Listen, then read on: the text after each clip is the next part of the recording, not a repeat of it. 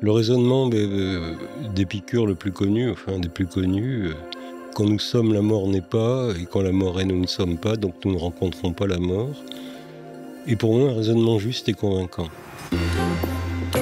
Est-ce qu'on a bien pris conscience de ce qu'on affirme dans le credo quand on dit, dans le cœur de la foi chrétienne, qu'on croit dans la résurrection de la chair?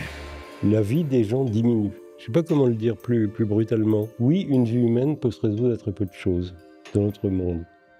Très peu de choses. Ça vous amène pas des conclusions religieuses, ça vous amène plutôt à vous dire mais non, on peut pas me traiter comme ça, quoi. La technologie se propose de nous éterniser ici-bas. Et je pense que c'est une catastrophe. C'est-à-dire que ce serait une catastrophe. Parce que fondamentalement, et ça j'aurais aimé qu'on me le dise plus jeune par exemple, le monde dans lequel nous sommes n'est pas un monde qui est fait pour qu'on y reste. C'est un monde qui est fait pour qu'on y passe. Un bon prêtre, enfin, à mon avis, pendant le temps de la célébration, réussit à vous dire mais non, c'est pas du tout, il est pas du tout mort.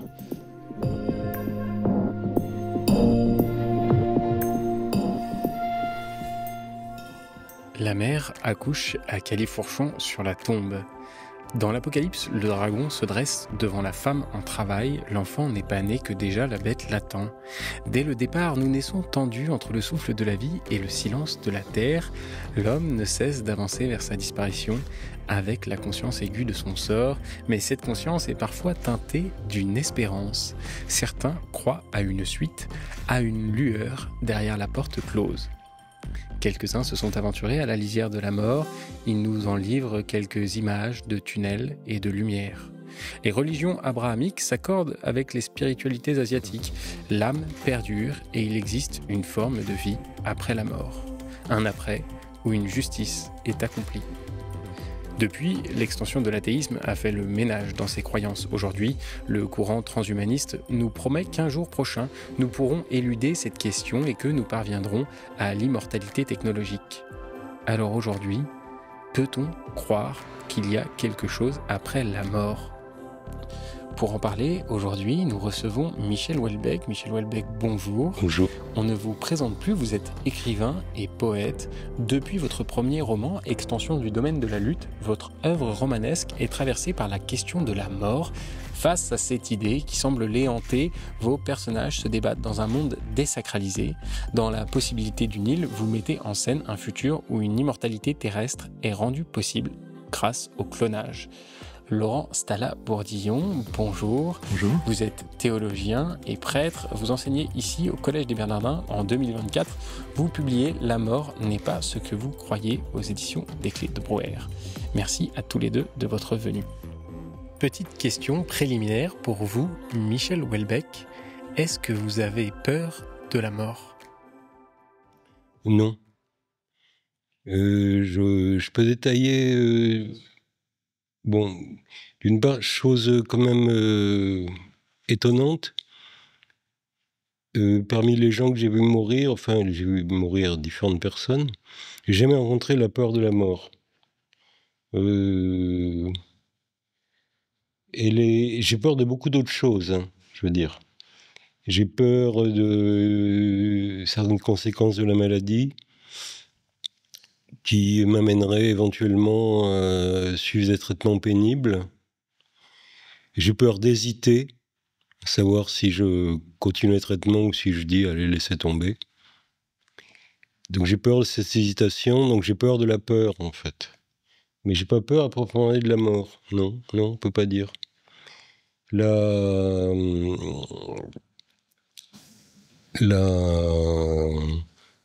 Le raisonnement d'Épicure le plus connu, enfin des plus connus, quand nous sommes, la mort n'est pas, et quand la mort est, nous ne sommes pas, donc nous ne rencontrons pas la mort, est pour moi un raisonnement juste et convaincant. Et quand la peur de l'anéantissement, je l'ai rencontrée dans la littérature. Il y a un passage très brillant chez Maupassant, la veille d'un duel. Il y a d'autres auteurs aussi, que Tolstoï est bien aussi de ce point de vue-là. Mais la mort est encore assez lointaine. Quand on s'en approche, j'ai pas l'impression que les gens que j'ai connus en train de mourir avaient peur de ça. Ils avaient peur d'autre chose. Hein. La peur de la douleur est est vraiment une chose qui doit être soulagée. Peur de la mort, j'y crois pas tellement, finalement. Voilà. Et vous, Laurence Talabourdillon, même question. Est-ce que vous avez peur de la mort? Certainement, on pourrait dire, même si en fait, la peur de la mort peut s'entendre de différentes manières. Il y a une peur qui porte sur la mort comme perte du corps, parce que finalement, qu'est-ce que c'est qui meurt en nous? C'est toujours le corps qui meurt. Ce qu'on appelle la mort, c'est la fin des activités biologiques du corps, donc c'est la fin de notre biologie, donc c'est la fin de ce substrat corporel à travers lequel nous existons. Je suis assez frappé de ressentir le décalage qu'il y a entre la vitalité de l'esprit et la conscience que nous avons de la finitude de notre corporéité, de notre corps. Je crois que l'exercice spirituel par excellence, c'est d'articuler les deux dimensions. Il y a quelque chose en nous qui résiste à la mort, ça ne m'arrivera pas. D'ailleurs, nous n'y pensons pas. Habituellement, nous vivons, et nous vivons avec une sorte de dynamisme intérieur qui fait que, c'est assez heureux d'ailleurs, nous ne pensons pas à tout instant que nous pouvons mourir. Et cependant, une certaine lucidité parfois nous rattrape en nous disant que ce jour peut être le dernier jour et que la fragilité, la vulnérabilité de mon corps est réelle. Alors, quand la santé est là, on fait comme si ça n'arrivait jamais, mais dès qu'on a mal quelque part, et dès qu'on sent que quelque chose en nous est en train de se détraquer, ça peut emporter la peur de nous voir devoir un jour mourir, parce que ce qui va mourir, c'est l'incapacité de maîtriser notre organisme biologique. Il a sa vie propre, il va vivre sa vie propre, et un jour, il va nous lâcher. Un jour, nous allons le perdre. Alors ça, c'est un aspect, je pense, de la peur de la mort. Et puis, il y en a un autre d'aspect de la peur de la mort, qui, celui-là, est propre, à mon sens, aux croyants, et qui est aujourd'hui terriblement absent. Et notamment, lorsqu'on voit des parlementaires, par exemple, qui votent une loi qui autorise l'euthanasie ou le suicide assisté. C'est la peur de ne pas être prêt à mourir. Parce que ça suppose qu'il y a dans la mort quelque chose face à laquelle, une réalité face à laquelle je me prépare. Et en fait, je me prépare à mourir, je me prépare à partir, je me prépare à quitter ce monde. Et qui me dit que je suis prêt? Donc il y a une autre peur, qui est la peur de ne pas être en état réel de mourir. Et là, le croyant, on peut dire, convoque la providence de Dieu en disant à Dieu, fais que le jour où je meurs, je sois prêt. Que ce soit l'heure, et que cette heure consonne avec, on pourrait dire, la joie de te rencontrer, la joie d'être prêt. Et c'est la raison pour laquelle les chrétiens invoquent Marie à l'heure de la mort, la Vierge Marie, qui était elle-même au pied de la croix au moment où son fils allait mourir, qu'elle soit là avec nous pour nous préparer à mourir. Et on invoque aussi Saint Joseph, qui est le patron de la bonne mort, puisque Saint Joseph est, selon la tradition, mort quand Jésus était relativement jeune, puisqu'il disparaît dans l'Évangile. Et donc, on invoque Saint Joseph comme le patron de la bonne mort. Et donc, la bonne mort, c'est la mort qu'on prépare. A contrario, aujourd'hui, il y a une mort contemporaine, qui est une mort qu'on voudrait voir survenir sans qu'on la voie venir. Je pense que c'est plus près, ça se produit dans des situations plus précises que ça, la peur de la mort. C'est pas seulement quand on a mal quelque part, quoi. Bon, dans le cas de Nouvelles de Maupassant que je citais, c'est parce qu'il va se battre en duel le lendemain. Oui. Dans mon cas, par exemple, bon, chaque fois que... Parce que ça arrive assez jeune, ça peut arriver assez jeune. Disons, bon, la situation typique, on a eu des examens médicaux, un scanner, ou je sais pas quoi, un IRM, bon. On est dans le couloir de l'hôpital.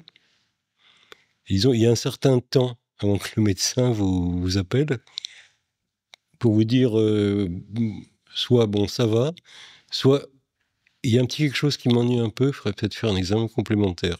Donc là, on y pense vraiment à la mort. On pense à son anéantissement. Et dans ce cas-là, oui, il y a... Mais on a peur, oui. On a peur de l'anéantissement, oui. Mais quand on rentre dans... Bon, alors, j'ai pas connu ça, mais évidemment. Enfin, si, je l'ai vu. Quand on rentre dans le processus, après on parlait de l'agonie, c'est plus ça qui joue. J'ai pas l'impression que ce soit ça qui joue. Je crois, oui. On pense plus tellement... L'anéantissement, c'est quelque chose d'assez théorique quand même, mais... bon, je me contredis pas, mais c'est dans des circonstances pratiques, on se dit, oui, peut-être bientôt, je vais être anéanti, oui. Et quand vous y pensez, à ce moment-là, qu'est-ce que vous croyez qu'il advient après ? Si Rien. vous croyez qu'il advient quelque chose. Rien. Mais j'ai peur, hein. Mais je suis pas sûr d'avoir peur vraiment de la mort. J'ai peur de ce qui va s'en suivre. Ah. De ce qui va s'en suivre après l'examen. Non, pas parce que va suivre la mort, mais le nouvel examen, la nouvelle angoisse, tout ça. Des choses plus simples, finalement, que moins fondamentales que la mort. Laurence Talabourdillon, on l'a dit en introduction, la plupart des religions promettent une forme de vie après la mort. Pourquoi ? Moi, j'ai un petit désaccord, là, personnellement. Oui, allez-y. Non, il y a quand même il y a quand même deux grands axes religieux dans l'humanité. Et à vrai dire, l'hindouisme, enfin, est basé sur une certaine éternité de tout, y compris de la vie. C'est une réincarnation ad libitum, et la promesse du bouddhisme, c'est que ça va s'arrêter, au contraire. C'est qu'à un moment donné, il n'y aura plus rien. C'est-à-dire, la vie est conçue comme un cauchemar dont la méditation permet de se délivrer, quoi. Mm-hmm. Donc c'est quand même une autre manière de voir les choses, fondamentalement différente, à mon avis. Ça promet, au contraire, que dans la tradition petit véhicule, on promet l'extinction, quand même. Bah si, je suis désolé, mais si. Oui. Aussi brutalement que ça, oui. Donc il y a une vraie... Tout différencié. On promet l'extinction et on prône l'extinction par l'extinction du désir. Alors le judaïsme et le christianisme après lui sont absolument à l'antithèse de ça, quoi. Voilà, bon, c'était une remarque que je voulais faire, mais donc c'est quand même une grosse partie des religions de l'humanité, l'hindouisme et le bouddhisme. Enfin, bien sûr. Alors en fait, si on regarde d'un point de vue peut-être un petit peu schématique, les religions de l'humanité, c'est intéressant de les connaître, parce qu'en fait, il n'y en a pas 36, il y en a quelques-unes, et on distingue deux grandes catégories de religions. Des religions qu'on appelle les religions de la délivrance. Et effectivement, ce sont plutôt les religions orientales qui visent un cycle. Alors, la perspective d'une libération d'un cycle de réincarnation, car ces réincarnations sont en fait une peine, parce que l'âme du défunt n'est pas prête à cette délivrance qui ne vise pas une extinction, mais qui vise alors toutes ces questions sur l'entrée dans le tout. Effectivement, il y a une forme de dépersonnalisation assez forte de ce point de vue-là. Et puis, à contrario, il y a des religions qu'on appelle les religions du salut. Et là, ce sont les trois religions qui font profession de révélation, où là, c'est plus le croyant qui lui-même doit agir pour se libérer intérieurement. Se libérer de quoi ? Se libérer du mal et de l'obscurité qu'il porte en lui. C'est la confiance qu'il fait dans une déité ou dans une divinité qui, elle, pourvoit à son salut. C'est pour ça que ce sont des religions du salut, où ce Dieu, alors pour les chrétiens, en raison de son amour pour nous, opère cette délivrance, cette purification, ce salut intérieur, et promet quelque chose qui est en nous, sans nous, qui est un grand désir de bonheur et de vie et d'éternité. Donc il va y répondre, il va honorer le désir qu'on porte au fond de nous. Mais peut-être que, justement, pour répondre à votre question, pourquoi est-ce que les religions, comment les religions sont-elles les religions sont les gardiennes d'une espérance par-delà la mort, parce que finalement, elles sont les gardiennes de ce qu'on appellerait une anthropologie, c'est-à-dire une conscience qu'il y a dans l'être humain quelque chose qui ne peut pas mourir, que l'être humain ne se réduit pas à la matérialité de son corps. Alors c'est quelque chose de très ancien d'une certaine façon, ça dissonne avec ce qu'on entend aujourd'hui, parce qu'aujourd'hui nous sommes immergés dans un environnement terriblement matérialiste, où je suis ce que je vois que je suis, et je suis exclusivement la matérialité de mon corps, si bien que c'est même toute pensée ressort de la vie cérébrale. Et aujourd'hui, les progrès des neurosciences ont fait que on pense que tout se réduit à l'activité du cerveau.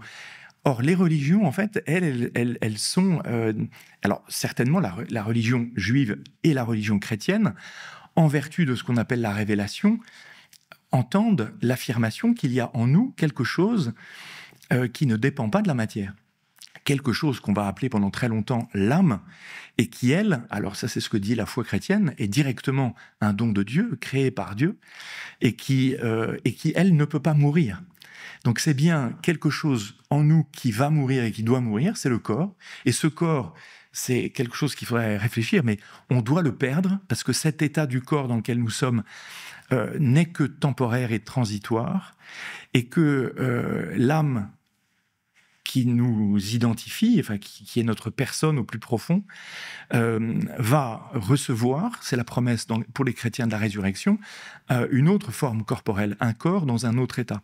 Alors ça, c'est pourquoi est-ce qu'il y a une espérance dans les religions sur l'au-delà de la mort ? C'est qu'elles sont, encore une fois, gardiennes de la conscience qu'il y a en nous quelque chose irréductible à la matière. Il y a quelque chose de très particulier dans la croyance chrétienne, c'est cette espérance d'une résurrection de la chair.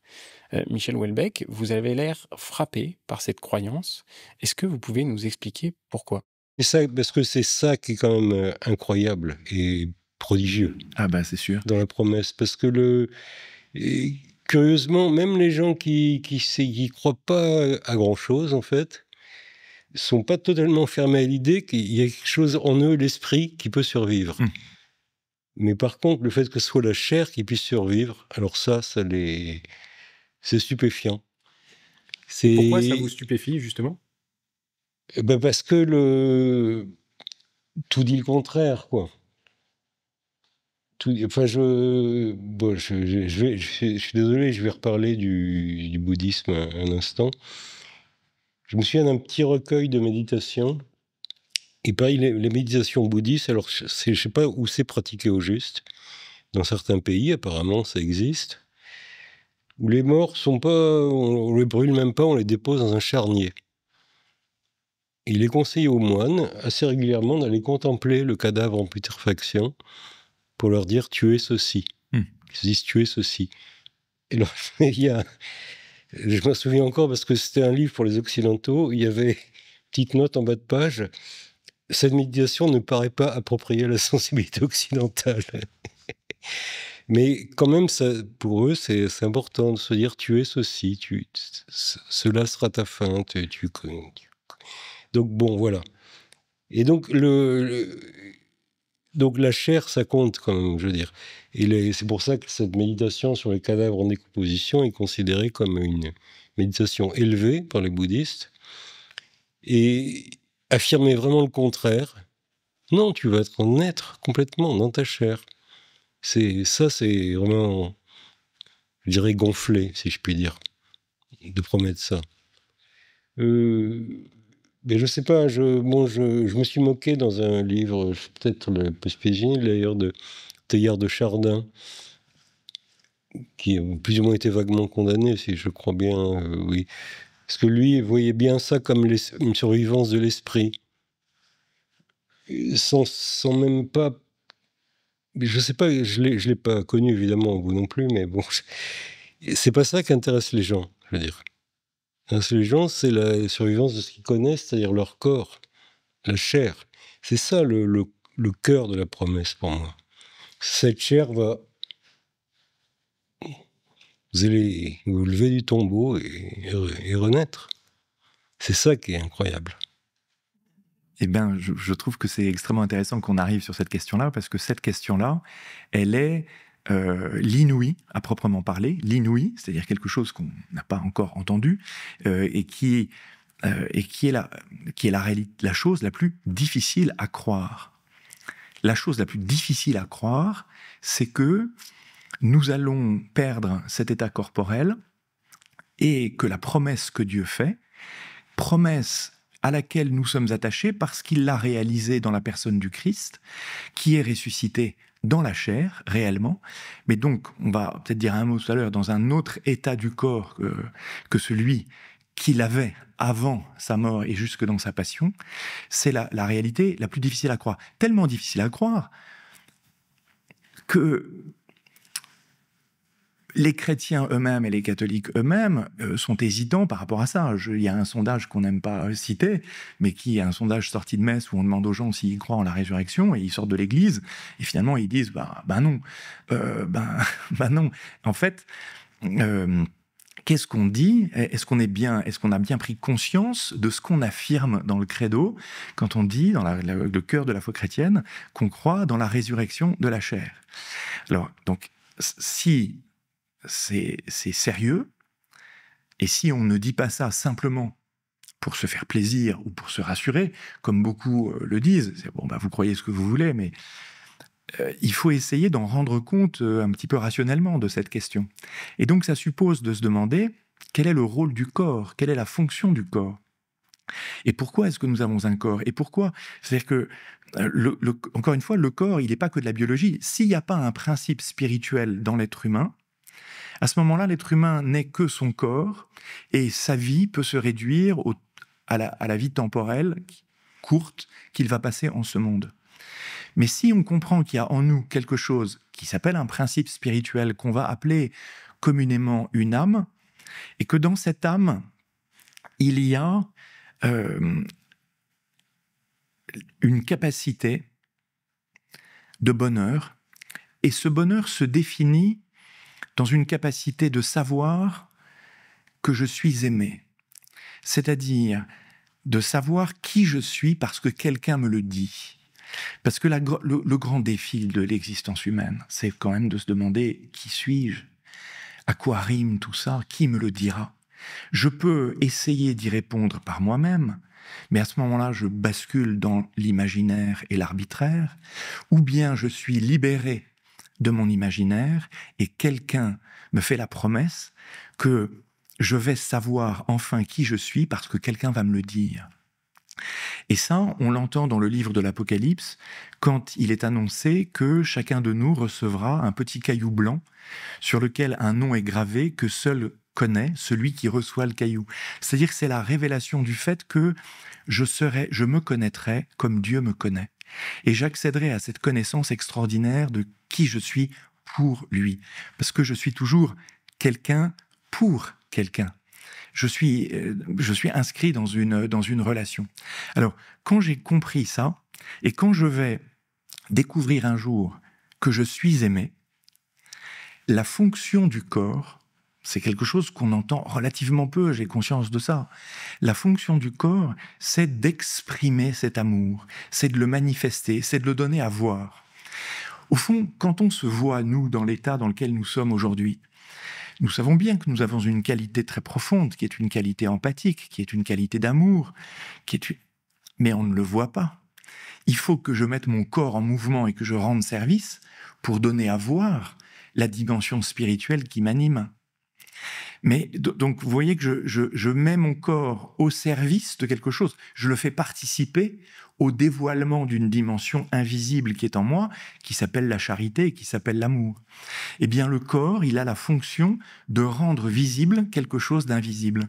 Il a la fonction de rendre, d'incarner, de rendre matériel quelque chose de spirituel.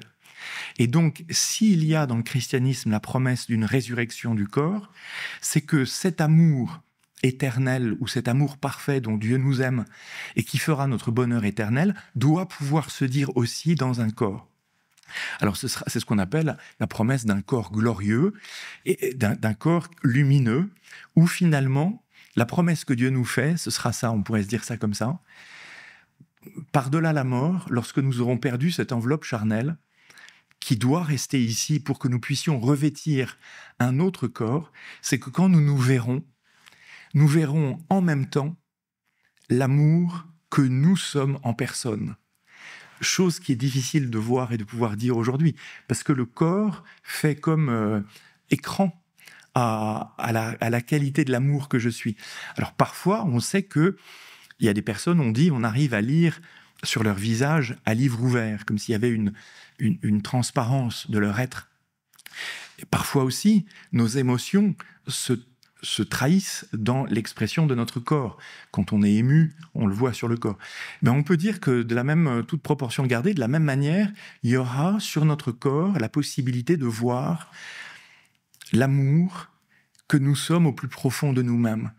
Et je crois que ce sera quelque chose de très beau, parce que ce qu'on aime chez quelqu'un, c'est pas simplement sa forme extérieure, c'est la profondeur de son être. Et je crois que c'est ça le grand basculement qui nous est promis, c'est qu'on va sortir du monde des apparences pour rentrer dans le monde de la vérité et de la profondeur. Laurence Talla-Bourdillon, qu'est-ce que vous répondez à ceux qui disent que cette résurrection de la chair, est agitée par l'Église pour consoler ceux qui ont perdu un être cher ? Ouais, j'ai une remarque tout à fait. Si c'était que ça serait déjà pas mal. Si c'était non, parce que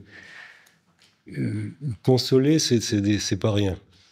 Alors, c'est pas une promesse qui est une promesse de consolation. Le fait qu'il y ait une consolation, à la limite, oui, pourquoi pas, c'est déjà pas si mal. Et puis d'ailleurs, il faut essayer de trouver une manière de supporter la réalité de la douleur, enfin la réalité de la séparation. Parce qu'on va quand même dire les choses. La mort constitue la violence faite à l'être humain qui est la plus indicible qui soit. Nous ne sommes pas faits pour être séparés, et nous allons être séparés parce que nous n'avons pas de pouvoir sur notre vie organique et corporelle. Donc il y a une sorte de faiblesse incroyable dans notre existence qui est cette impossibilité que nous avons de faire durer notre corps. Encore une fois, il vit sa vie le temps où il peut la vivre, et à un moment donné, il va nous abandonner. Et on va constater qu'on n'a pas de pouvoir pour maintenir ce qu'on appelle la vie, c'est-à-dire la régulation des échanges. La promesse qui nous est faite dans le christianisme, c'est pas une consolation. Voilà. On comprend que des gens l'entendent et nous disent bah oui, vous trouvez ça pour vous consoler parce que il faut bien que vous essayiez de vous consoler. En fait, ça procède plus d'un accomplissement de notre être.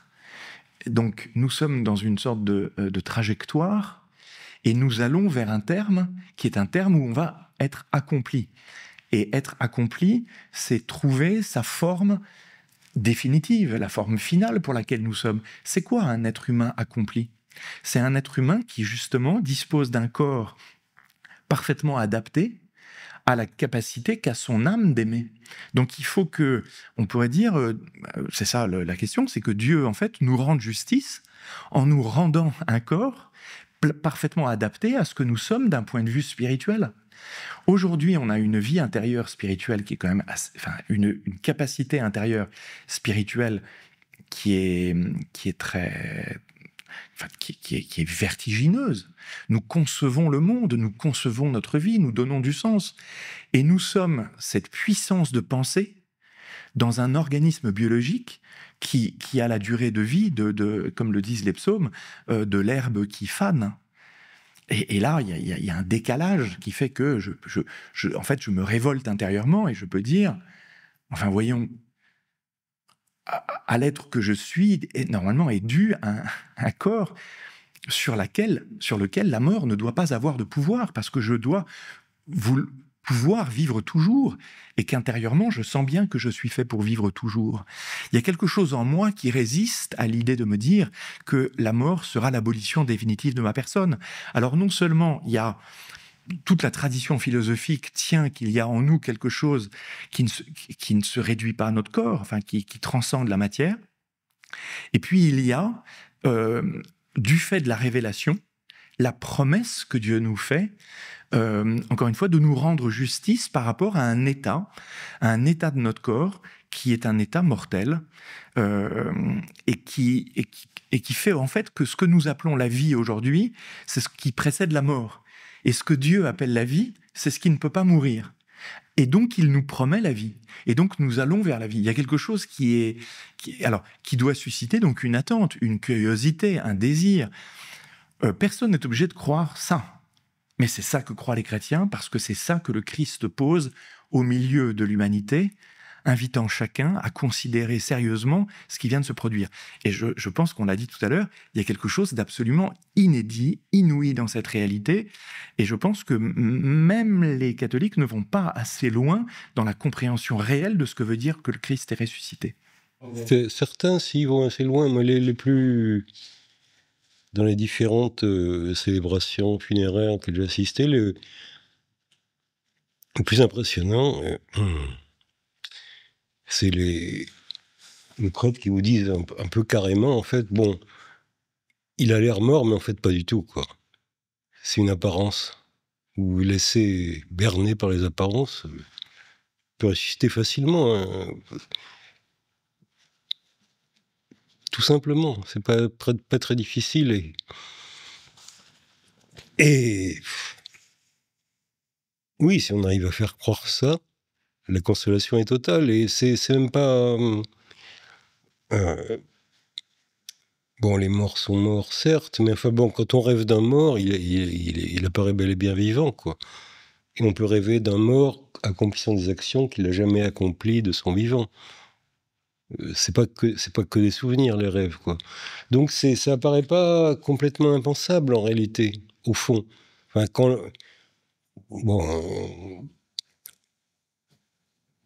un bon prêtre, enfin, à mon avis, pendant le temps de la célébration, réussit à vous dire mais non, c'est pas du tout, il est pas du tout mort.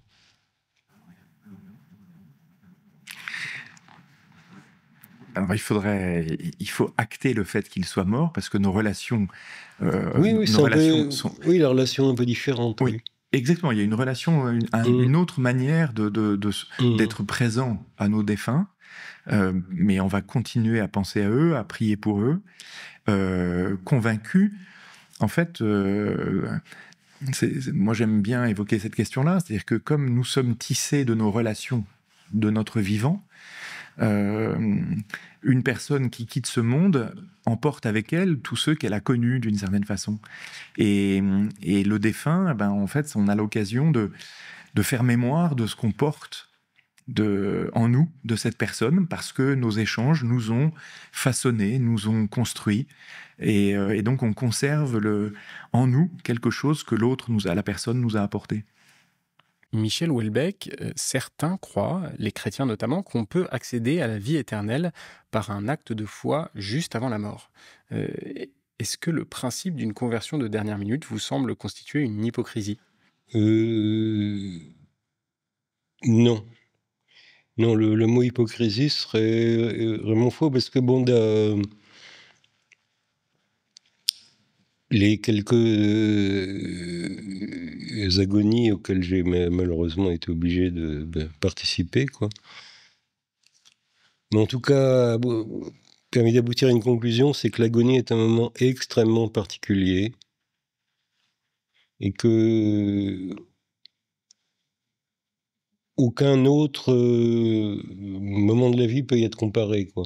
Donc ce qui se passe à ce moment-là, je ne peux pas le qualifier, mais il se passe quelque chose de très particulier. Donc, réduire ça à une hypocrisie, c'est ridicule, en fait. Il se passe quelque chose avant de l'agonie, vraiment. Enfin, si elle est vécue dignement et comme elle doit l'être, quoi. Il se passe quelque chose de très spécial, et donc je ne sais pas ce que c'est, mais c'est sûrement pas une hypocrisie. Des choses très particulières se développent quand on approche de la mort, que je ne connais pas, parce que je ne les ai pas vécues, mais j'ai vu suffisamment pour savoir quelque chose de très particulier. Vous aussi, ça, certainement. Oui, oui. Je pense que l'agonie, son terme, le terme d'agonie veut dire en grec le combat. Donc c'est comme le dernier combat. Des choses se jouent, évidemment, et c'est quelque chose qu'on aimerait ne pas considérer aujourd'hui. C'est d'autant plus pénible, l'agonie, qu'on ne sait pas le temps que ça va durer. D'où la tentation d'abréger, d'où la tentation.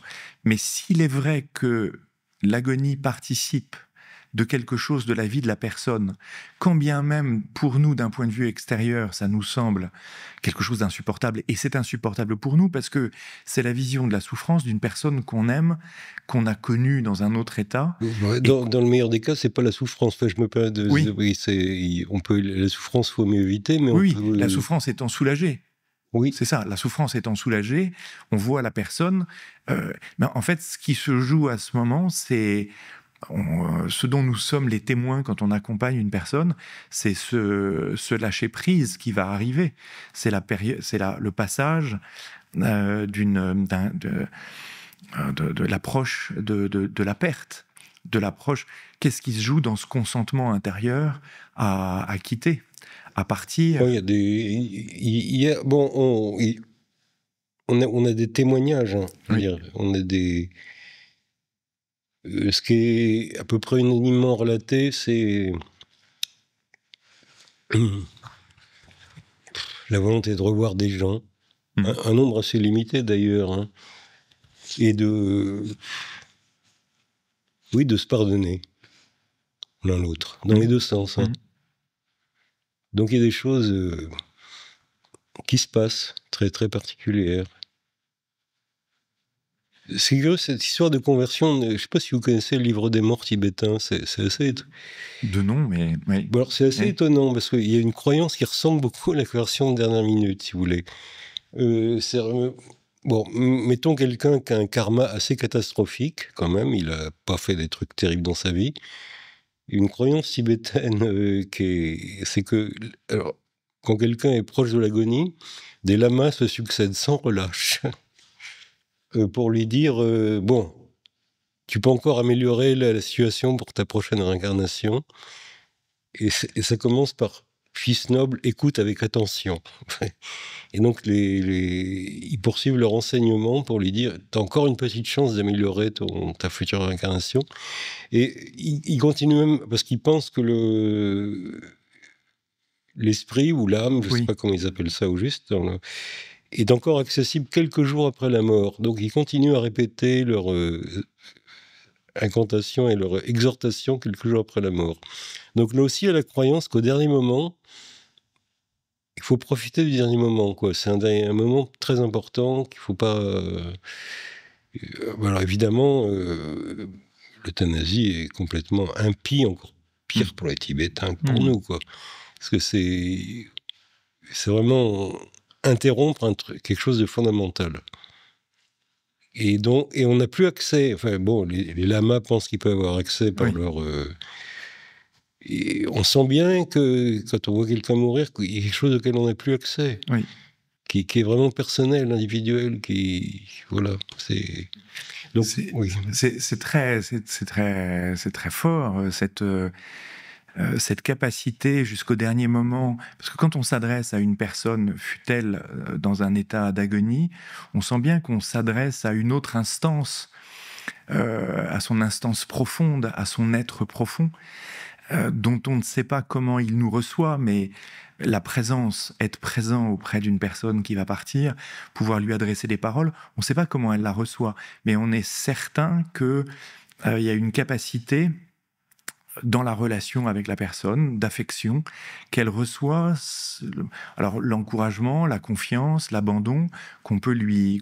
Et vraiment, oui, l'affection qu'on a pour elle peut la fortifier, peut l'apaiser aussi. Et selon qu'on est chrétien ou pas, la disposer à vivre le passage et à se disposer à la rencontre. Parce que pour les chrétiens, la mort opère immédiatement la rencontre avec l'amour infini qui est au commencement de notre vie. On ne le voyait pas et on va le rencontrer. Et toute notre vie temporelle est une patiente préparation à cette ultime rencontre, à cette grande rencontre. Alors pour les chrétiens, si on peut, on dit qu'on peut mériter jusqu'au dernier instant de sa mort, c'est-à-dire qu'effectivement on peut transformer beaucoup de choses et certainement rattraper beaucoup de choses dans sa vie. Si on peut dire qu'on a un passif assez lourd, il y a beaucoup de choses qui peuvent, dans une forme de réconciliation, de pardon donné réciproquement, transformer la personne. Les mourants se comportent comme ça des fois, disent il faut absolument que je voie quelqu'un. Oui. Et là c'est un devoir impérieux de... C'est ça. Et alors, si le maximum pour que... autant les lamas prient pour la personne, parce que la question qui se pose, c'est à quel moment la mort se définit pour nous chrétiens comme, métaphysiquement parlant, la séparation de l'âme et du corps. C'est-à-dire que, en fait, comme nous sommes là maintenant, nous sommes une unité de corps et d'âme, et la mort va opérer une séparation entre l'âme et le corps. Et pour les chrétiens, on va continuer à prier alors c'est pas la personne qui peut mériter elle-même, mais c'est les autres qui peuvent obtenir pour le défunt les grâces de Dieu, pour son bien, pour qu'elle continue son chemin dans la lumière et vers Dieu, vers celui qu'il aime. Donc, dans toutes les traditions, la perspective ou la possibilité de continuer à porter et à accompagner ceux qui nous ont quittés est vraiment très présente. Et je crois que dans l'Église, la prière pour les défunts, c'est quelque chose qui se vit absolument quotidiennement. Quotidiennement. Ils ne sont plus avec nous, mais ils sont toujours. Et d'ailleurs, j'observe, c'est quelque chose qui m'a vraiment toujours frappé, c'est la manière dont, dans le cœur des gens, quand quelqu'un est parti, on entend souvent « rest in peace », qu'il repose en paix. C'est quelque chose que les gens disent aisément. Mais je suis très frappé de voir que c'est quelque chose qui est totalement absent des discours politiques.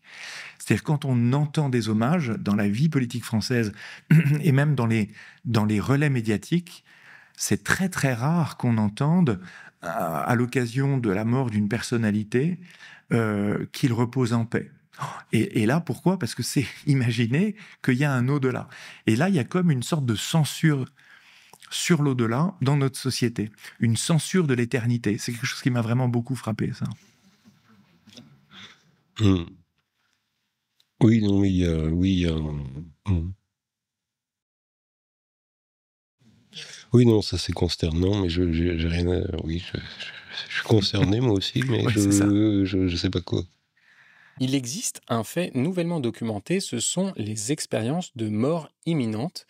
En 2023, des chercheurs iraniens ont réalisé une étude basée sur 465 expériences de mort imminente documentées, ayant eu lieu entre 1980 et 2022.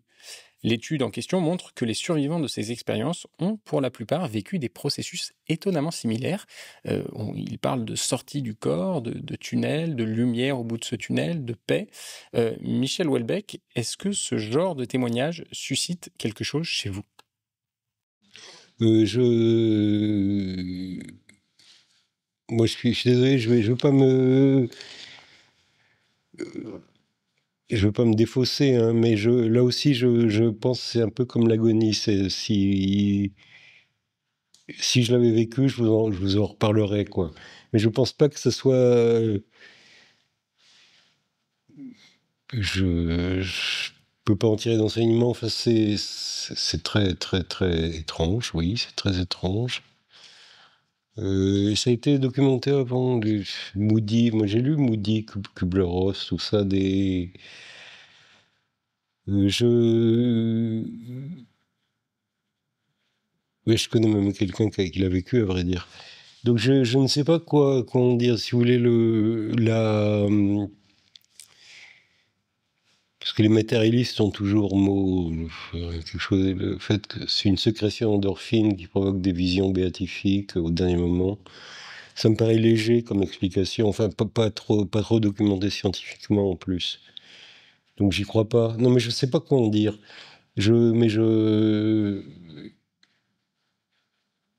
En tout cas, c'est à peu près certain que ça change les gens qui l'ont vécu. C'est la seule certitude qu'on ait en fait. C'est plus les mêmes après. Voilà, c'est tout ce que je peux en dire, quoi. Mais oui. Disons que ces expériences qui commencent à être documentées maintenant, vraiment, on commence à voir que viennent finalement confirmer quelque chose qui est quelque chose de connu, c'est-à-dire la relation entre le corps et l'âme, parce que c'est ce qu'on appellerait des expériences souvent de décorporation. Donc des personnes qui font une expérience dans la vie de leur âme très profonde et qui forcément là ont une sorte d'accès à une connaissance qui n'est plus médiatisée seulement par l'expérience du corps.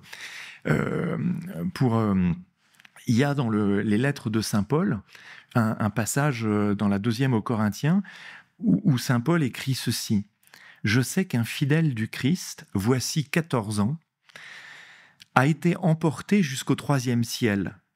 Est-ce dans son corps? Je ne sais pas. Est-ce hors de son corps? Je ne sais pas. Dieu le sait. Mais je sais que cet homme, dans cet état-là, est-ce dans son corps? Est-ce sans son corps? Je ne sais pas. Dieu le sait. Cet homme-là a été emporté au paradis et il a entendu des paroles ineffables. » Je veux dire, ce qui est étonnant, c'est qu'on a vraiment l'impression là d'avoir une expérience spirituelle.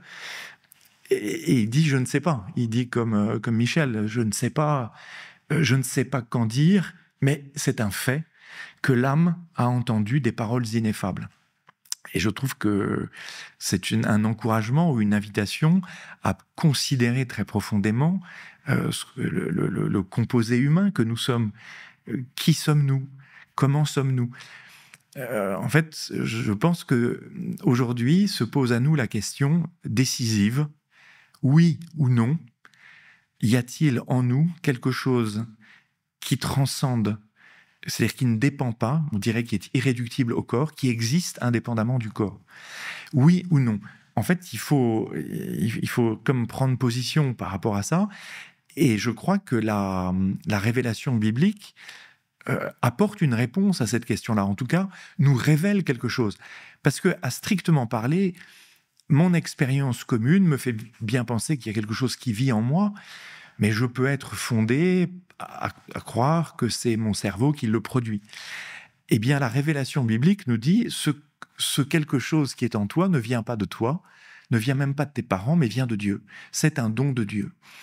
Et même c'est la présence mystérieuse du Créateur à l'intime de chacun d'entre nous. Alors ça bouleverse quand même beaucoup la représentation qu'on peut avoir de ce que nous sommes. Si on se met à considérer que les gens qui marchent dans la rue ne sont que des organismes biologiques, ça donne une certaine lecture. Et si on se met à considérer que les gens qui marchent dans la rue sont en fait les témoins visibles d'une réalité divine, d'un don de Dieu, d'une présence de Dieu en eux, pas simplement pour eux, mais pour les autres, pour que quelque chose de divin passe à travers eux et rejoigne les autres, ça change aussi considérablement la manière que j'ai de regarder une personne. Et je crois qu'on est à une époque où ces questions acquièrent une intensité nouvelle. Mais voir son corps de l'extérieur, ça vous change certainement votre vision des choses, oui. Mais ça m'est pas arrivé, donc malheureusement, dirais-je, parce que... Michel Houellebecq, en Occident, depuis quelques décennies maintenant, on assiste à une croissance des spiritualités venues d'Asie notamment. Selon une étude du Pew Research Center, 33% des Américains croient désormais à la réincarnation, contre seulement 9% en 1976, Pourquoi cette idée a-t-elle autant de succès aujourd'hui? Mmh. Vous savez, vous? En Moi, je fait, sais pas, là, je sèche, là. Pourquoi Oui. pourquoi? Parce que, euh, à mon sens, parce qu'ils ne savent pas ce que c'est que la réincarnation. C'est-à-dire que c'est une manière, à mon sens, l'appétence contemporaine pour la réincarnation consonne avec l'individualisme contemporain. Parce que finalement, c'est moi, mon moi, et la possibilité, alors d'abord une réincarnation qui est vue comme quelque chose de positif, alors qu'en fait, à strictement parler, c'est plutôt repartir dans un cycle en vue d'un effort supplémentaire. Donc, c'est pas forcément non, c'est pas forcément on pourrait dire l'idéal. Là où la perspective de la résurrection nous met tout de suite dans une communion, en fait. Alors, c'est une hypothèse, hein. L'hypothèse que... Enfin, vous devriez pas... Bon, Oui. Je m'occupe de ce qui me regarde pas, mais Oui. vous ne devriez pas négliger l'idée quand même, parce que le fait qu'il faille s'y reprendre en plusieurs fois n'est pas une idée si absurde que ça, quoi. Je veux dire, bon, vous prenez cette idée, il faut bon, une incarnation, il y a des gens très doués, une incarnation leur suffit, paf, le nirvana tout de suite. Il y en a où il leur faut 15, quoi. Mais est-ce que c'est tellement fondamental, est-ce qu'il y a une opposition si fondamentale que ça? Je rappelle qu'il y a quand même le dogme du purgatoire. Oui, qui fait que bon, il y a besoin d'un séjour supplémentaire. Enfin, je veux dire, c'est pas. Alors ça, c'est voilà, c'est frontalement non. Il y a ce qu'on appelle dans l'expression chrétienne le cours unique de l'existence terrestre. Donc c'est une vie et une seule. J'entends le confort rassurant qui consisterait à penser que on va pouvoir se rattraper parce qu'il y a une autre vie qui est possible. L'effort... C'est pas se rattraper, c'est progresser encore un peu. Oui, non, mais j'entends tout à fait. Si on a conscience de ça, en fait, la tentation va être consistée à dire, bon, bah, moi, je vais attendre la deuxième ou la troisième vie. Et si j'attends la deuxième ou la troisième, je peux la jouer tranquille sur les deux premières. Non, vous êtes un peu de mauvaise foi, là, je pense. mais en fait, vous ridiculisez la croyance alors que non, je ridiculise pas, mais ce que je dis, ça en fait, ça rejoint l'hypothèse de, je vais attendre le dernier moment, puisque de toute façon, au dernier moment, je peux tout rebasculer. Comment, en fait, la question du sérieux de l'existence. Alors c'est vertigineux parce qu'on n'aime pas cette question du sérieux de l'existence. On aimerait plutôt la goûter sans qu'elle nous soit... Parce que ça devient extrêmement angoissant, votre affaire. Si on vous dit que vous avez qu'une seule vie, qu'il faut la jouer maintenant, que ça peut s'arrêter à tout instant, on entre dans un stress terrible. Et d'ailleurs, je pense que les religions... ne sont pas appréciés précisément à cause de ça. Je veux dire, à côté du fait du côté un peu vertigineux qu'il peut y avoir dans la façon de regarder.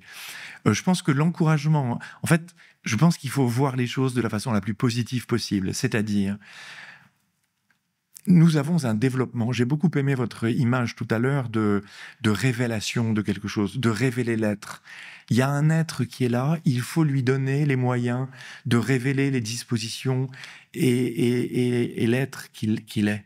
Je crois que c'est ça l'enjeu. Chacun est appelé à pouvoir déployer son existence autant que les circonstances le lui permettront. et la charité des personnes autour de lui l'y aideront, mais à donner le meilleur de lui-même, parce que c'est ça là, l'enjeu. Donne, déploie tes qualités, donne tes talents, dirions-nous aujourd'hui, qui permet d'atteindre à l'amplitude la plus grande possible. Deviens vraiment ce que tu es, révèle ce que tu portes. Et ça, c'est dans ce sens-là qu'il faut voir les choses, de façon positive, davantage que la perspective on pourrait dire, d'une sorte d'évaluation. C'est ça qui est beau, hein. Il faut avancer dans l'existence en se disant que chaque jour nous transforme. Voilà, chaque jour nous transforme.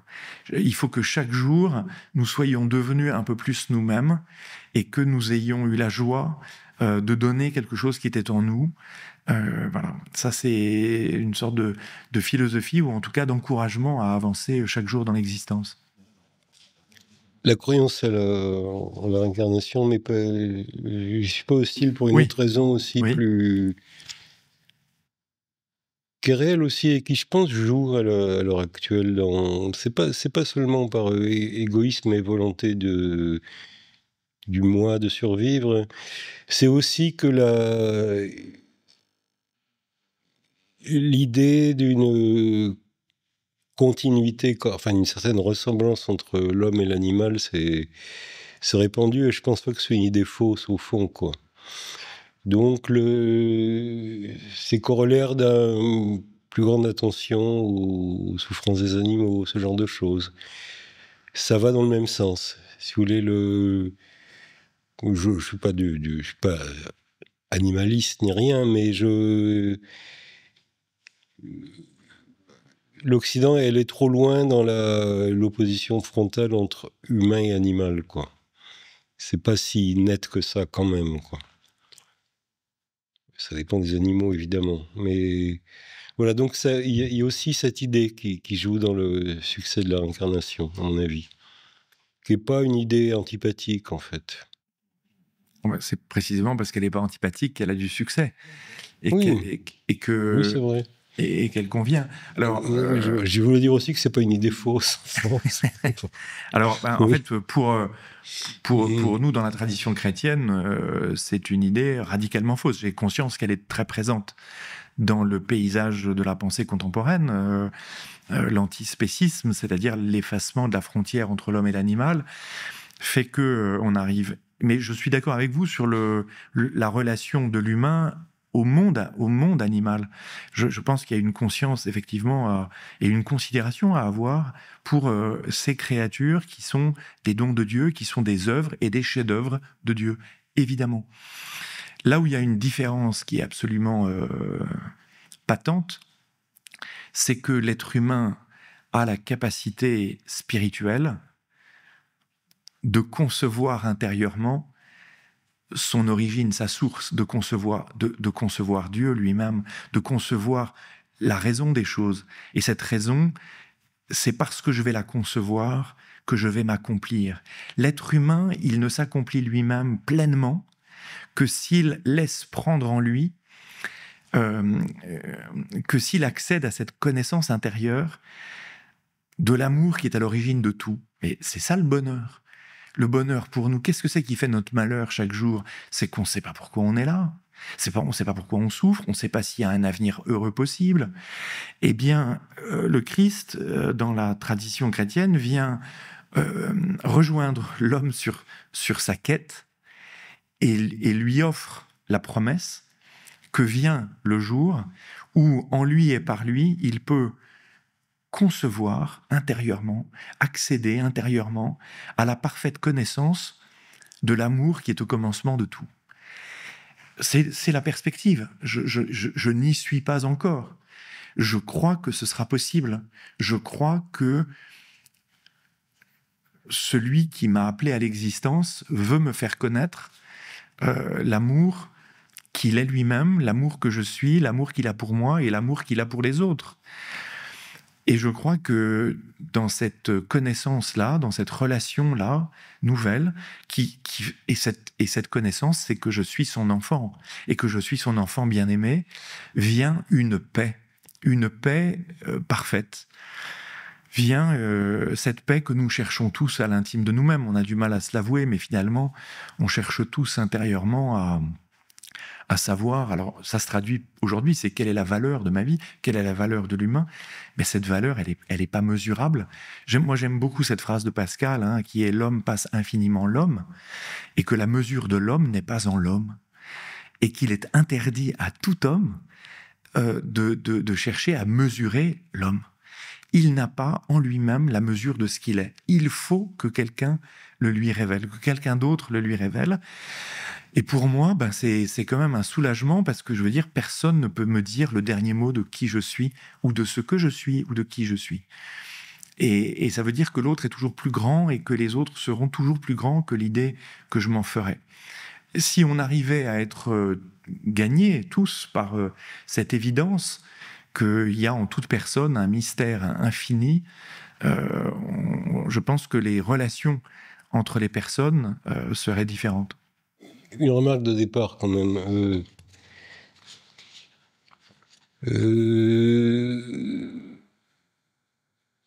33%, ça fait que 33%. Je veux dire, ce que je lis, c'est qu'il y en a 67% qui croient à rien, quoi. Quand même. Donc, oui. Enfin, c'est pas de la croyance à la réincarnation que j'ai le plus peur, quoi, en fait. Oui. C'est du matérialisme à l'état pur que j'ai le plus peur. Moi, je suis pas matérialiste, mais pour des raisons rationnelles, quoi. Je suis positiviste, donc je crois pas à la matière. Du tout. Enfin, c'est une abstraction métaphysique, la matière, quoi. Non, je crois aux lois mathématiques qui réunissent des grandeurs. Mais je pense pas qu'il y ait d'entité dite matière, quoi. Enfin, c'est une entité confuse et qu'il faudrait mieux laisser tomber, quoi. Voilà. Donc, je suis pas matérialiste pour des raisons. Oui, je suis positiviste. C'est un peu incompatible, en fait. Être matérialiste et positiviste, c'est pas possible d'être les deux en même temps, quoi. Donc bon, c'est une hypothèse intéressante, le matérialisme, mais qui est pas à retenir, quoi. En fait, c'est juste faux, si vous voulez. C'est une théorie fausse. Michel Houellebecq, au sujet du matérialisme, justement, certains penseurs, on peut citer notamment Malinowski ou Raymond Aron, ces penseurs ont laissé entendre que la croyance en une vie après la mort aide une multitude d'individus autonomes à vivre en société. Alors, est-ce que cet essor du matérialisme, en détruisant cette croyance en une vie après la mort, n'a pas justement participé à cette montée de l'individualisme ? Là, j'aurais tendance à répondre non à la question, en fait. Ce qui crée une société, c'est l'amour, en fait. Ça a l'air de rien, mais c'est important, quoi. Parce que, bon, de l'amour découle quand même la constitution de famille, qui reste la cellule de la société. Donc, si la société tient encore un peu, c'est à cause grâce, plutôt, à la possibilité de l'amour terrestre, des familles, etc. Je pense pas que les gens pensent pas à la mort avant un certain âge. Enfin, je veux dire, ils pensent à l'amour avant, quoi. Enfin, ils pensent à la mort. Ils se mettent à penser vraiment à la mort quand ils voient des gens mourir, ce qui sauf pour ceux qui n'ont vraiment pas de chance, arrive relativement tard dans leur vie, quoi. Enfin, des gens proches, hein, je veux dire, pour leurs parents, typiquement. Donc la société tient sur autre chose, pas sur la croyance, je crois pas. Ça tient vraiment sur l'amour, la société, au fond. Bon, avec des variantes affaiblies comme l'amitié, enfin, je veux dire, mais sur ce genre de lien personnel, quoi. Et voilà, ça c'est mon point de vue sur la société. C'est-à-dire qu'aujourd'hui, il y a une tension entre ce que j'appelle le corps individuel et le corps social. Et cette tension, c'est que le corps social est le corps malmené aujourd'hui. C'est vrai que il y a un focus extrêmement grand sur le corps individuel de chacun, qui nous singularise, qui se donne à voir, qui se montre. Mais comment on fait pour faire tenir un corps social, une société ? Et le liant, c'est vraiment effectivement l'amour. Et l'amour, j'aime dire que moi je le définis comme la volonté que l'autre existe. Il y a l'amour captatif, j'aime, je prends, et il y a l'amour oblatif, j'aime, je donne. Et en fait, je veux que tu existes, il me plaît que tu existes, il me plaît, et je veux mettre ma vie au service de la tienne. Je veux faire que tu existes. Ça, c'est l'amour qui nous fait. J'aime beaucoup aussi créer les conditions favorables pour que les autres donnent le meilleur d'eux-mêmes. Créer les conditions favorables dans une société pour que les trésors cachés en chacun, parce qu'une personne, c'est un champ dans lequel il y a un trésor caché. Comme la parabole de Jésus qui nous dit une personne découvre un trésor dans un champ, va vendre tout ce qu'elle possède et achète le champ. Et bien en fait, c'est que cette personne vient de prendre conscience qu'elle porte en elle un trésor qui était caché et qui est dévoilé, soudainement qui est dévoilé. Donc là, le corps social, c'est celui qui a le plus besoin de soins aujourd'hui. Et ce ne sont pas des régulations administratives, des régulations techniques, des régulations juridiques, des contraintes extérieures. Ça procède de ce qu'est l'amour, c'est-à-dire une liberté, une capacité que les gens ont de librement donner gratuitement. Et on le voit, en fait, c'est ça qui est admirable. C'est ça qui est admirable, c'est que, effectivement, si notre société tient, c'est parce que des gens, dans le silence, sans faire de bruit, se soutiennent mutuellement, sont présents les uns aux autres, et veulent créer des conditions favorables pour que, et ça je trouve que c'est très important, pour que personne ne désespère de l'existence. Parce que moi, ce qui me bouleverse, évidemment, à chaque fois, c'est de voir qu'une situation puisse devenir désespérée et que dans le désespoir, la personne, en fait, quitte ce monde, ne trouve plus de saveur à l'existence et à la vie. Voilà. Alors, il y a des conditions matérielles qui peuvent créer ce contexte très douloureux, mais il y a aussi une incapacité à mettre en mots le sens des choses, à mettre en mots le bonheur de vivre. Et dans le parcours, dans les réflexions que j'ai eu l'occasion de mener, j'articule vraiment un rapport étroit entre logos et thanatos, entre le verbe et la mort. Le christianisme, c'est quoi? C'est une parole qui nous sort de la mort, qui est victorieuse de la mort. C'est le verbe de Dieu, la parole de Dieu, le verbe du Père, qui nous dit une parole plus forte que la mort. On n'est pas obligé de l'entendre, mais c'est ça qu'elle vient nous dire. Et ce que je constate dans notre société, c'est que le verbe, la parole échangée, la parole poétique, ne se confronte plus à la réalité de la mort. Et en fait, partout où vous faites disparaître la mort et le questionnement que la mort impose, vous allez altérer le langage. Et ça, je suis très frappé par ça, parce que finalement, qu'est-ce que c'est que la littérature ? C'est le génie humain qui va articuler l'amour et la mort. L'amour et la mort. Toute la littérature, c'est le génie humain qui essaye de se confronter à la question d'une parole qui va essayer de vaincre l'absurdité de la mort et qui va essayer de magnifier l'amour. Mais quiconque a compris ça, je pense, a compris le mystère chrétien. C'est vraiment ça, le mystère chrétien. C'est l'amour qui se dit, nous allons essayer de le concevoir nous-mêmes à travers des mots. Et en fait, c'est déjà mon verbe intérieur qui est victorieux de la mort.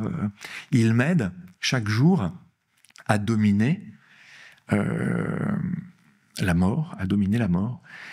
Un jour, je vais mourir, certes, donc je n'aurai pas le pouvoir de la vaincre, mais je sais que ce verbe en moi, cette parole en moi, cette promesse en moi, déjà me fait vivre et me permet d'assumer le fait que je suis mortel.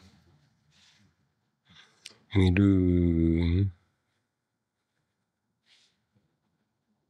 en fait, le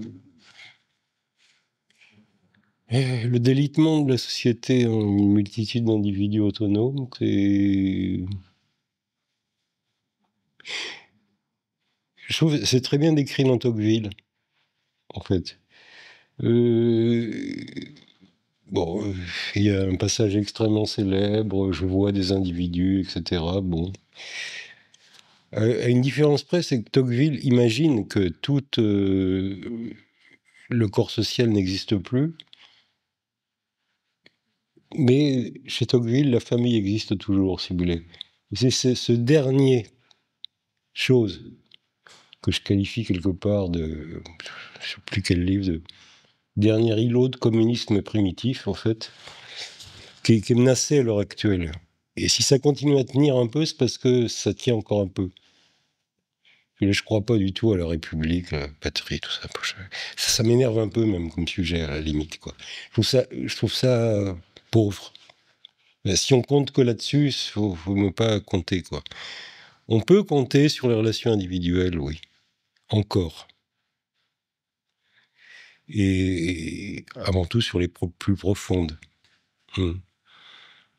Donc je pense que c'est vraiment ça qui fait encore tenir un peu la société, qui fait que c'est pas exactement tout à fait une multitude d'individus autonomes.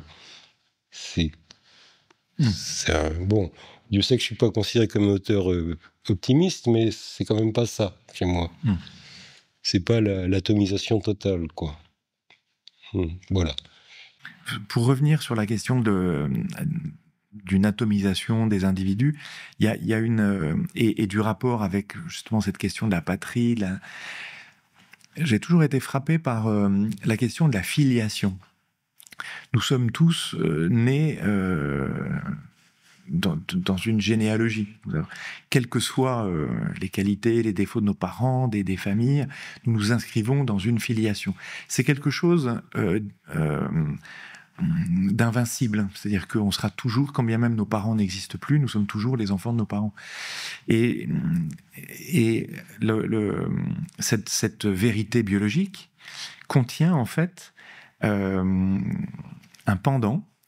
Et le pendant chrétien de cette réalité, c'est que vous êtes plus que les enfants de vos parents, plus que vous l'imaginez. Bien sûr que nous sommes tous les enfants de nos parents, mais se pourrait-il que nous soyons aussi les enfants de quelqu'un d'autre?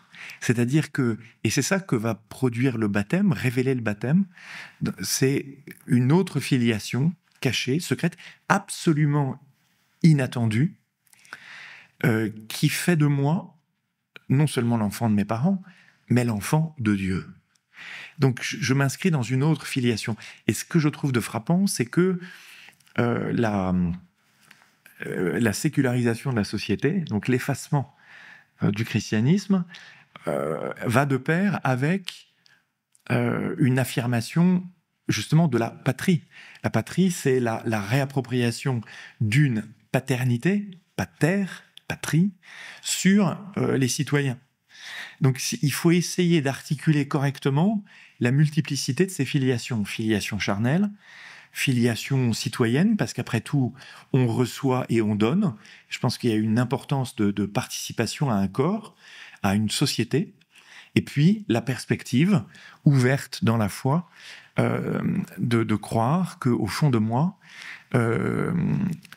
je vais découvrir, dans le christianisme, c'est le Père. Hein, il y a une paternité que le Christ, la paternité de Dieu, que le Christ nous montre, et il nous montre notre Père des cieux, mais qui aussi nous réunit dans une fraternité, qui aussi nous réunit dans une unité.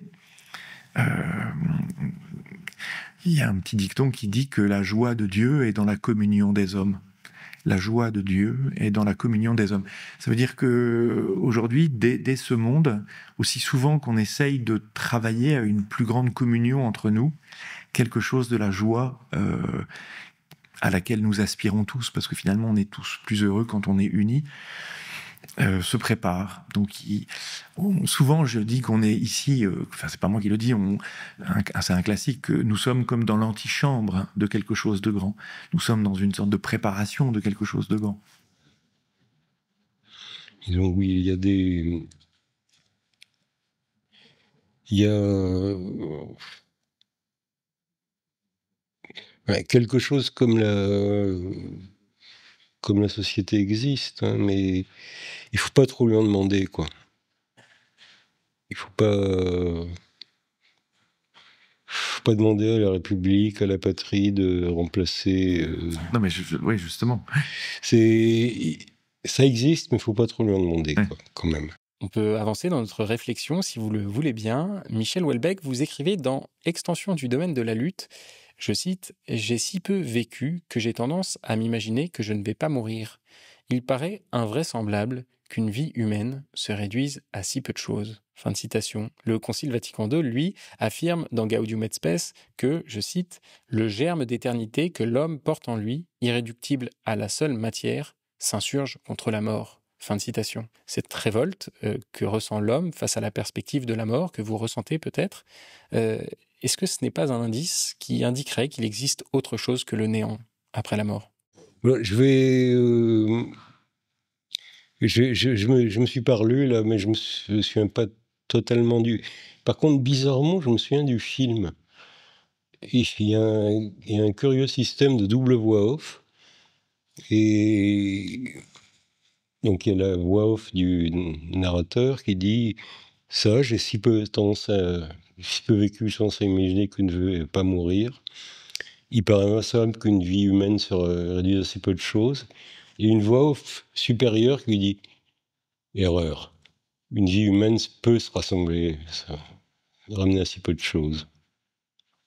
C'est même fréquent. » Donc, il est vrai, ça c'est dans l'extension de la lutte, la leçon à en tirer, c'est effectivement des fois la vie humaine, c'est pas grand-chose. Il y a des gens à qui il n'arrive rien. Et ça vous fait quoi?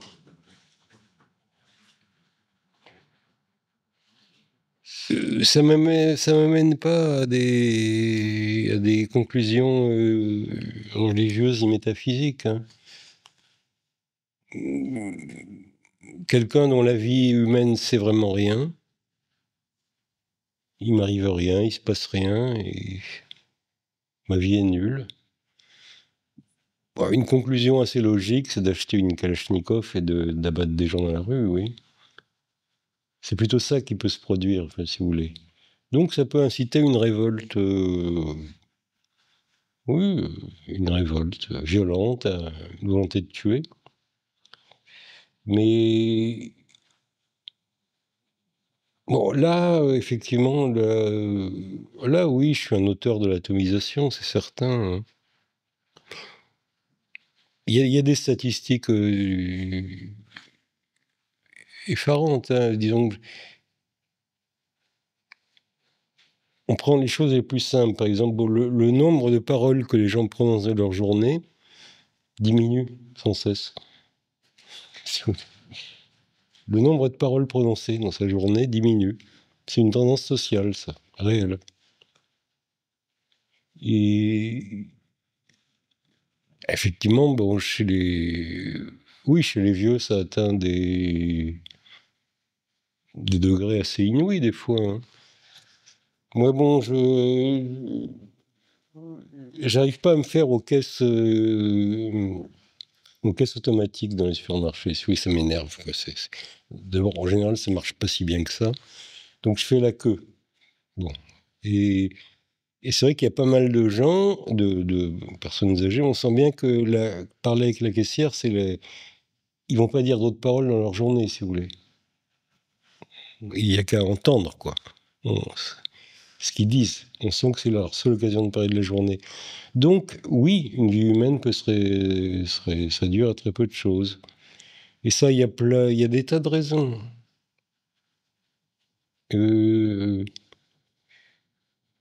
Bon, mais ça, je sais pas, c'est presque c'est un sujet récurrent dans mes livres, quoi. Et c'est vrai que ça, c'est beaucoup.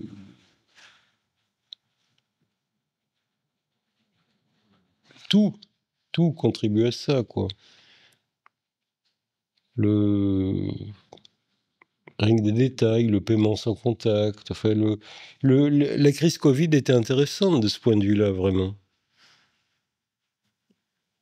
Ça a été un révélateur du fait que les relations diminuaient. La vie des gens diminue. Je sais pas comment le dire plus brutalement. J'ai envie de le dire assez brutalement, mais oui, une vie humaine peut se résoudre à très peu de choses dans notre monde. Très, très peu de choses. Ça vous amène pas à des conclusions religieuses, ça vous amène plutôt à dire, mais non, on peut pas me traiter comme ça, quoi. Ben si, on peut. Voilà. On peut, on ne devrait jamais. On peut parce que le contexte social lui-même s'appauvrit.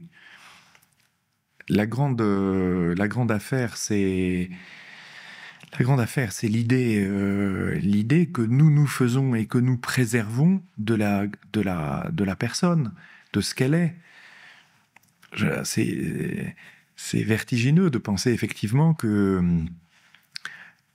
la vie d'une société peut se déployer avec des critères de fonctionnement de la vie sociale qui marginalisent complètement la créativité, la gratuité, toute chose qui n'entre pas dans un processus qui permettent au système de fonctionner est progressivement mis de côté. On n'a plus besoin. Donc on a un système de société qui produit. C'est ce qu'on appelle la culture du déchet aujourd'hui. C'est-à-dire que finalement, l'utilitarisme ayant marqué de son empreinte notre société, s'il n'y a plus d'utilité, la personne est réduite effectivement à pas grand-chose. Et donc, il y a un impératif de toujours aller chercher et de préserver la conscience que nous avons de ce que cette personne qui va échanger quelques mots avec la caissière, comme on l'évoquait, ce sont des paroles qui vont la faire vivre. On redécouvre ici la place de la parole qui donne la vie. L'être humain, c'est un être qui vit de paroles. Et s'il fallait prendre soin du corps social, il faut qu'on prenne soin des paroles qui circulent. Alors malheureusement, j'ai plutôt l'impression qu'on n'en prend pas le chemin, au sens où on est envahi par des machines parlantes et qu'on va parler à des machines. Mais c'est pas que des paroles échangées avec des machines, c'est des paroles échangées avec des personnes. Et la personne, c'est une présence. Il y a l'impression, les choses les plus pénibles, je dirais, enfin, si on essaye de réfléchir à tout ça, on a l'impression que c'est de la faute de personne en plus, si vous voulez. Ça se produit comme ça. Il n'y a pas que les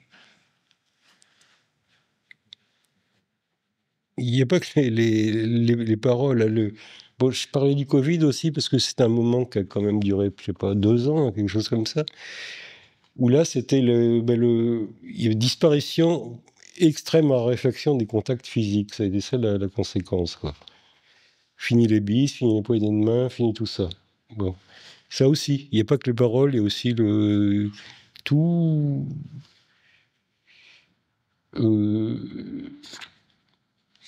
Non, quand même, on se transforme quand même plus ou moins en machine. Enfin, faut le dire un peu aussi de manière également brutale.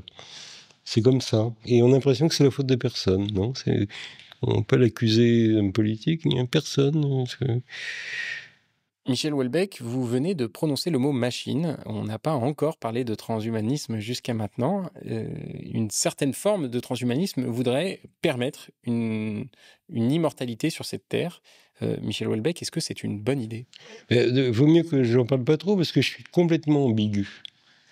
Parlons-en alors. Tous mes livres sont absolument ambigus sur ce sujet. Je sais pas, mais c'est une question compliquée que vous posez. D'abord, le remplacement des... Bon, l'idée technologique bizarre,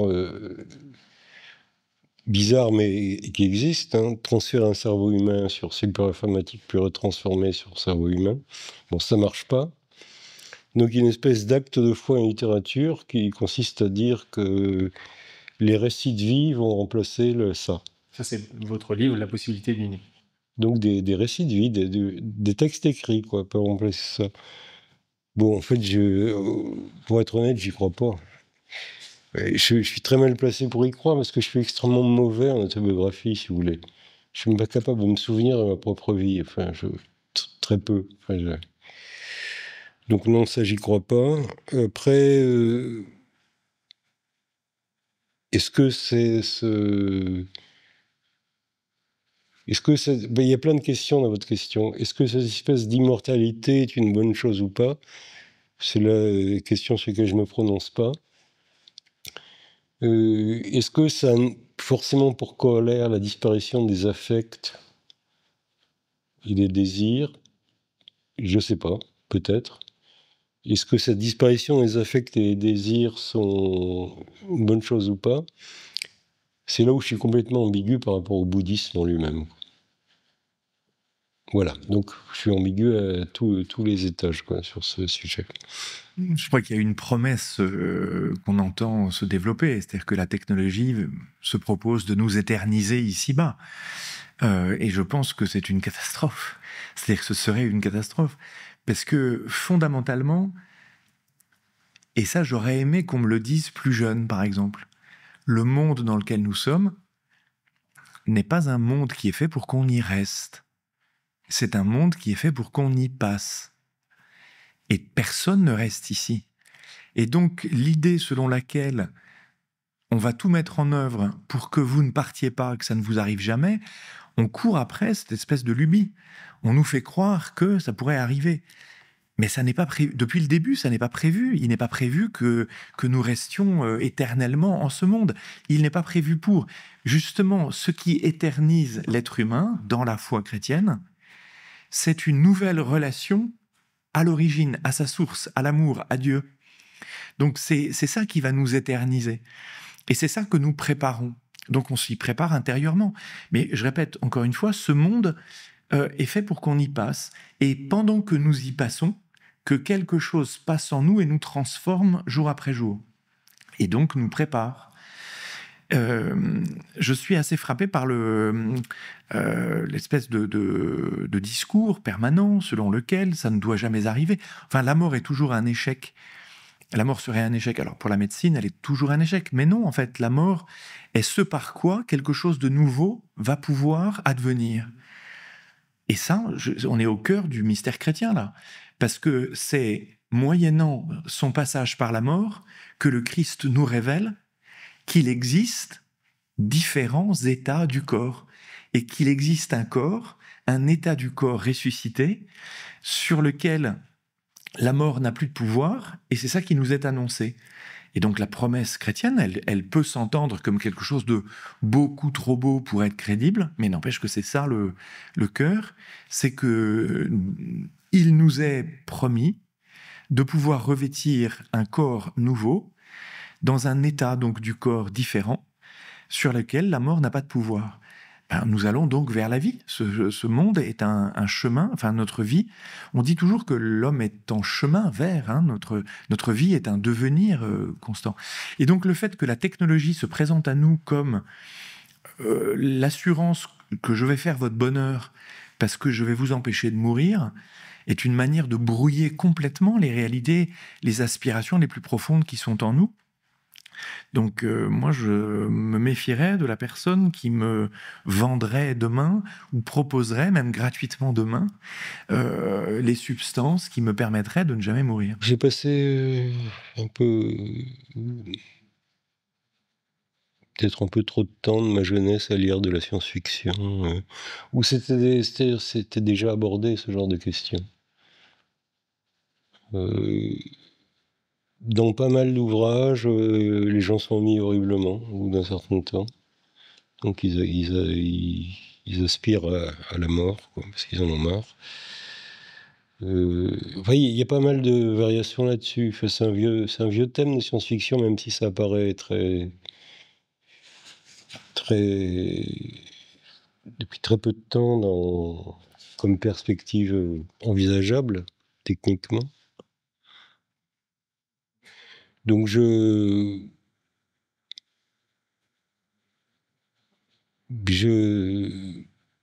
suis désolé, je vais être un peu négatif, mais je vois pas dans l'état actuel des mentalités ce qui pourrait empêcher les gens de se précipiter sur cet espoir, quoi. Je suis désolé de vous dire ça de manière un peu brutal, mais à l'heure actuelle, non, c'est... l'idée est vendeuse, quoi. Bon, bon, par ailleurs, bon, mais ça, je crois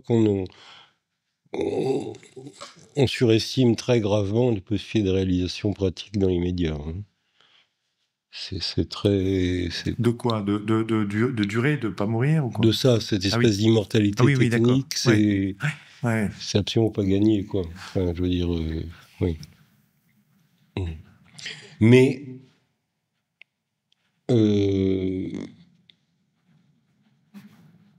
ça va tenter beaucoup de gens, oui. C'est certain.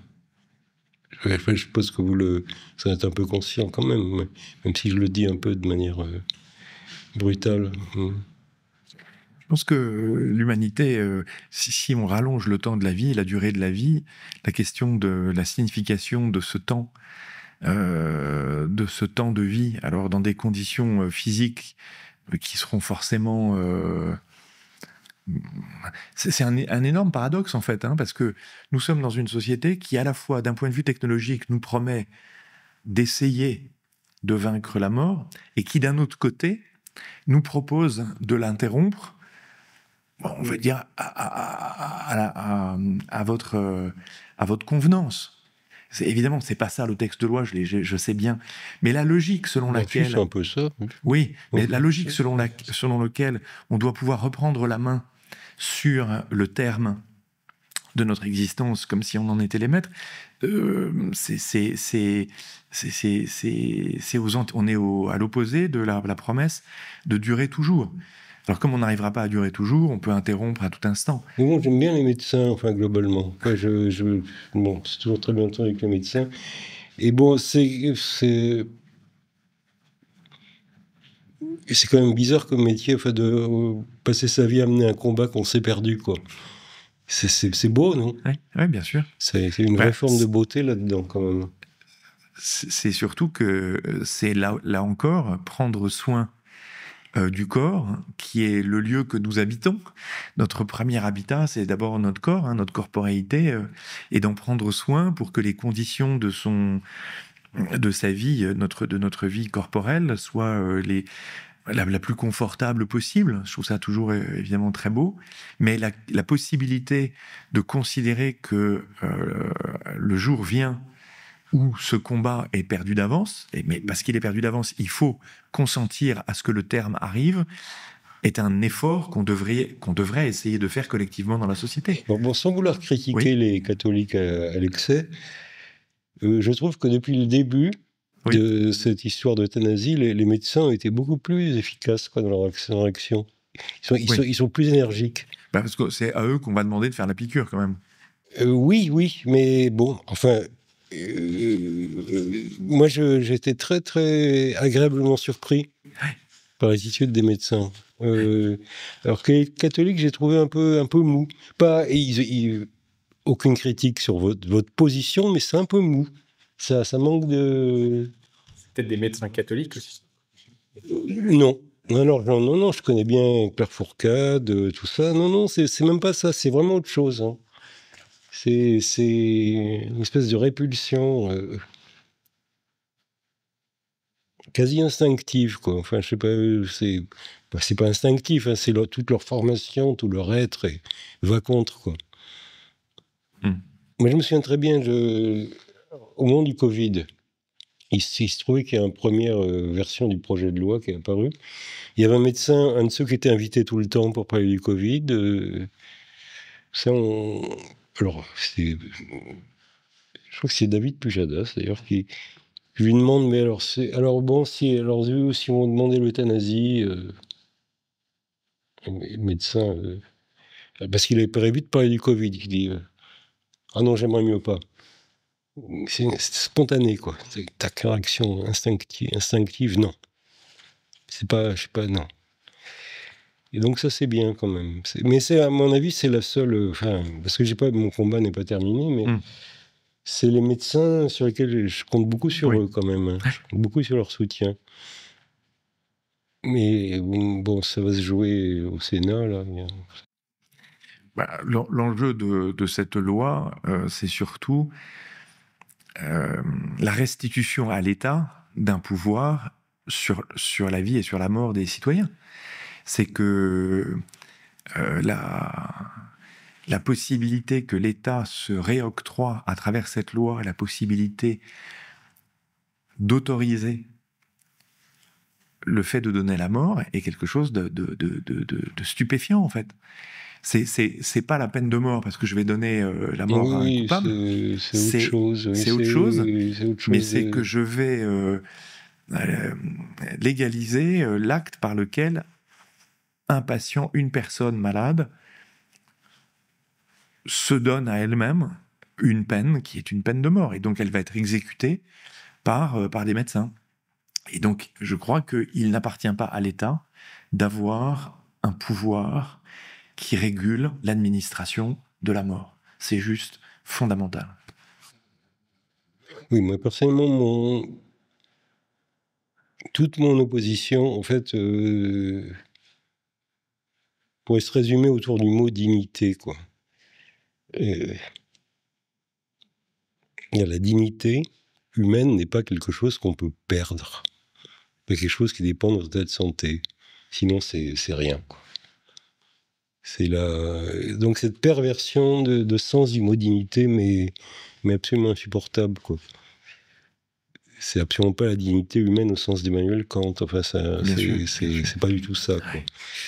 Donc voilà et cette idée que l'homme devient une espèce de truc jetable, quoi. Enfin, qui perd sa dignité, non, je supporte pas l'idée, en fait. Au moins, on est d'accord là-dessus. On est d'accord là-dessus. Oui.